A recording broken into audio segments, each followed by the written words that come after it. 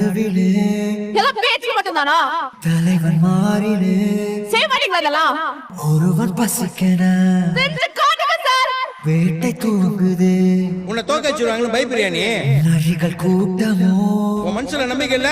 வழியில் கிடக்குது.